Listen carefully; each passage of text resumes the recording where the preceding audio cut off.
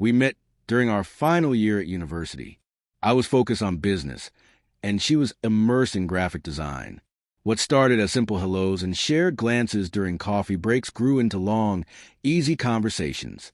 Before long, those talks turned into late-night calls that stretched until dawn. We became inseparable. Together, we dreamed aloud about the future. Family, travels, even names we might one day give to our children. It all felt so certain, like the future had already been written for us. A year after we graduated, I proposed.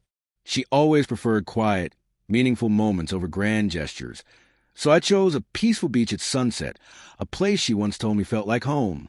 When I knelt in the sand and opened that small velvet box, she gasped, tears filling her eyes, and said yes. I thought that was the beginning of our forever. We dove into wedding plans, laughing over the guest list, debating cake flavors. She wanted lemon. I wanted chocolate.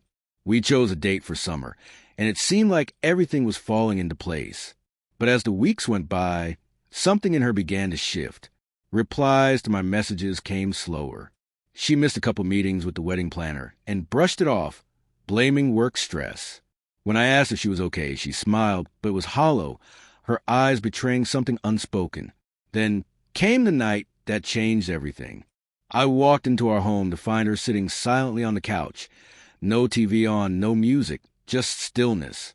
When she looked up, her expression carried a sadness I couldn't ignore. "We need to talk," she said softly, and my heart sank. I already knew what was coming. She told me she wasn't ready for marriage, that she needed more time, that she wasn't sure what she wanted anymore. I didn't argue. I didn't plead. I simply nodded and said, "I understand." I think my calm surprised her. Maybe she thought I'd beg or fall apart.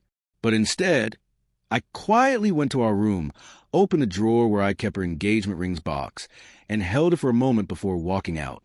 The next morning, I returned to the jeweler where I'd once stood, nervous and hopeful, saving every bit I could to buy that diamond. The kind, older man recognized me. When I told him I want to sell the ring, he gave me a long look, nodded, and made an offer. I accepted it and walked out, feeling an odd mix of sorrow and relief, as though something had ended, but space had been made for something else. 2 days later, her friend reached out. Guilt had finally weighed her down, and she confessed that my fiancé had been seeing someone at work for months.